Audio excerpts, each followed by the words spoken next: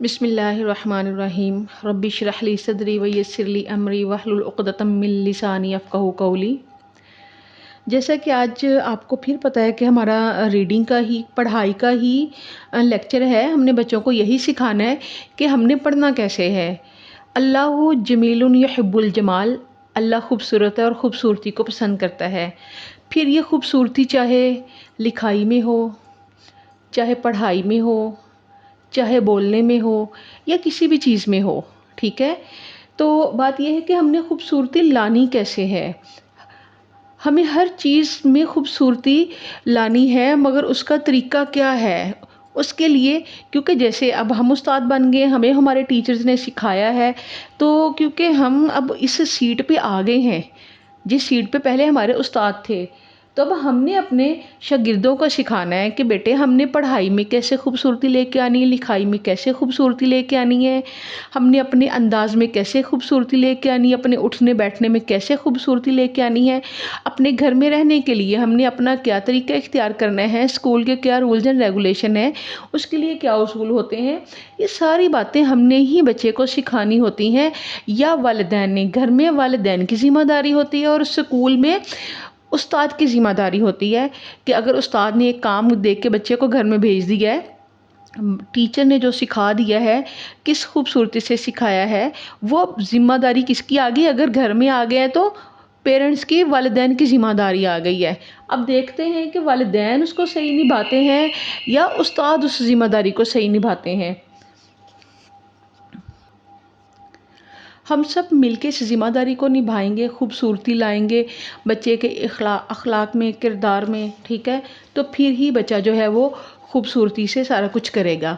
تو آج ہم دیکھتے ہیں کہ ہم نے ریڈنگ میں کیسے خوبصورتی لے کے آنی ہے، یعنی پڑھائی میں کیسے خوبصورتی لے کے آنی ہے، ٹھیک ہے۔ اردو پڑھنے کا ایک طریقہ ہے، ہم نے اس کے مطابق ہی پڑھنا ہے۔ اگر ہم اس کے مطابق پڑھیں گے تو پھر ہی ہم اس کو صحیح، اس کی ادائیگی جو ہے نا وہ کر سکتے ہیں، تو اس کا تلفظ ادا کر سکتے ہیں۔ اگر ہم فار ایگزامپل جیسے بچے پڑھتے ہیں، اگر ہم بھی ویسے ہی پڑھیں گے اور جیسے بچے ہمیں سنا رہے ہیں ہم ان کو کچھ نہیں کہیں گے تو وہ اس کی خوبصورتی نہیں ہوگی۔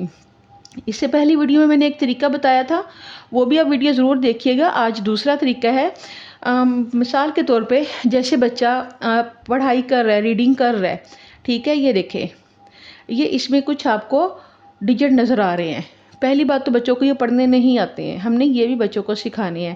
تو بچہ کیسے، میں بتاتی ہوں، پڑھائی کرتا ہے، اس کا ایک طریقہ یہ ہوتا ہے، یہ 20 اگست 1971 کی ایک روشن صبح تھی، ٹھیک ہے۔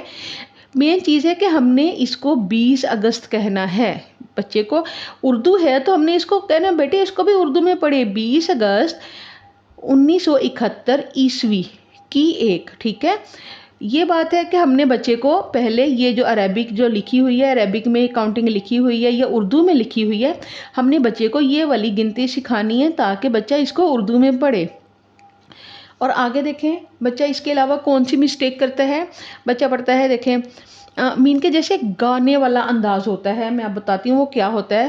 یہ 20 اگست 1971 کی ایک روشن صبح تھی، ایسے گانے والے انداز میں نہیں بچہ پڑھے، ٹھیک ہے۔ فار ایگزامپل آگے دیکھیں کیا لکھا، مثال کے طور پہ لکھا ہوا ہے، دیکھیں، پاک فضائیہ کی تربیت حاصل کرنے والے۔ جب بچے کو اگلا لفظ نہیں نہ آتا ہوتا، وہ پھر کیا کرتا ہے، پچھلے لفظ کو لمبا کر دیتا ہے۔ مثال کے طور پہ بچہ پڑھے نا پاک، اب بچے کو فضائیہ کے بعد تربیت نہیں آ رہا نا، بچہ اسی کی طرف دیکھ کے سوچے گا، وہ فضائیہ کو لمبا کر دے گا، اور پھر اگر بچے کو کی جلدی سے مطلب فضائیہ کی، اب دیکھیں، اب کی طرف بچہ دیکھ رہا ہے نا، جب تربیت ہے، تربیت پڑھنا ہی نہیں آئے گا، وہ حاصل کو حاصل پڑھے گا اور حاصل کو سوچے گا اور تربیت کو لمبا کرے گا۔ دیکھیں کیا کرے گا بچہ، تربیت حاصل، اس طرح لفظ کو لمبا نہیں کرنا۔ ہم نے بچے کو بتانا ہے بیٹے ہم نے کسی بھی لفظ کو لمبا نہیں کرنا، اگر ہم اس کو لمبا گا کے پڑھیں گے وہ اس کی خوبصورتی نہیں رہے گی۔ اس کی خوبصورتی کیا ہے، دیکھیں، یہ 20 اگست 1971 کی ایک روشن صبح تھی، پاک فضائیہ کی تربیت حاصل کرنے والے ہوا بازوں کا دستہ اپنی مشقی پرواز کے لیے تیار تھا، ٹھیک ہے۔ دوسری بات یہ کہ جو ہم نے پڑھنا ہے اس کے اوپر ہم نے پینسل رکھنی ہے، اور جو کوئی مشکل لفظ آ رہا ہے درمیان میں اس کو سرکل کروائیں، اس کا دائرہ بنوائیں، اس کو نیچے لائن لگوائیں، اور پھر اس سے بچے سے پوچھیں پڑھائی کے درمیان میں، بیٹے ذرا اس کے توڑ جوڑ کر کے بتا دیں، ویری گڈ، ہاں جی تیار، شاباش۔ تے کی بریک آواز آپ کو پتا ہے تے سے بننا ہے، ٹھیک ہے، اور آپ نے تے سے ہی لکھنا ہے۔ بعض اوقات یہ اتنے آسان الفاظ ہوتے ہیں نا، توئے، تے، اور بچوں کو اسی میں فرق کرنا نہیں آتا۔ جب ہم ریڈنگ کے درمیان بچوں کے ہم دماغ میں بٹھا دیں گے نا کہ یہ تے سے بنتا ہے، تو بچے کو انشاءاللہ ثم انشاءاللہ یاد رہتا ہے، پھر وہ زیادہ اس کی جو ہے نا وہ غلطیاں نہیں کرتا۔ آگے دیکھیں، ان کی چمکدار آنکھوں والا ایک ذہین نوجوان بھی شامل تھا، سوری ان میں ہے لکھا، ان میں چمکدار آنکھوں والا ایک ذہین نوجوان بھی شامل تھا۔ اب جب بچہ جو ہے کب اس طرح کی پڑھائی کر سکے گا؟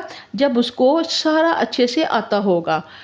تو سکھانے کے لیے کیا کرنا ہے، وہی بچوں کو پہلے سارے بچوں کو بلیک بورڈ پہ بے شک آپ لکھ دیں، روزانہ کی مشق کروا دیں، چھوٹی اشکال کی جو ہے آوازوں میں کروا دیں، جیسے بھی آپ کے اسکول میں چل رہا ہے، یا آپ اس کو آوازیں اگر آپ نہیں اس کو یاد کروا رہے تو آپ اس کو نام یاد کروا دیں، ٹھیک ہے۔ ایک مثال ہے، یہ لکھا ہوا ہے چمک، ٹھیک ہے، تو اس آوازوں کے ساتھ کیا ہوگا، چے زبر میم کاف چمک، یہ ہوگا نام کے ساتھ، یعنی حروف کے نام کے ساتھ، چے زبر میم کاف چمک۔ اور آگے فار ایگزامپل آگے ہے، اگر ہم اس کو آوازوں کے ساتھ پڑھیں گے تو ہم کیسے پڑھیں گے اس کو، چمک، ٹھیک ہے، چمک چمک، یہ ہو گیا آوازوں کے ساتھ۔ آگے دیکھیں، دار، ٹھیک ہے، اس کو نام کے ساتھ کیسے پڑھیں گے، دال الف دا رے دار، یہ کیا ہو گیا نام کے ساتھ۔ اگر ہم نے اس کو آوازوں کے ساتھ پڑھنا وہ کیا ہوگا، دا ادا ر دار، دا ادا ر دار۔ تو آج کل جو نیا ٹرینڈ ہے وہ یہی ہے کہ ہم نے بچوں کو آوازوں کے ساتھ سکھانا ہے، کوشش یہی کریں کہ بچوں کو آوازوں کے ساتھ سکھائیں، کیونکہ یہ جو چھوٹی اشکال ہوتی ہیں نا یہ آوازیں ہوتی ہیں، ٹھیک ہے، اور جو بڑی جو اشکال ہوتی ہیں وہ کیا ہوتے ہیں، وہ نام ہوتے ہیں۔ تو ہم نے یہ ایک اصول ہے پڑھائی کا کہ جب بھی ہم نے پڑھائی کرنی ہے آوازوں کے ساتھ کرنی ہے۔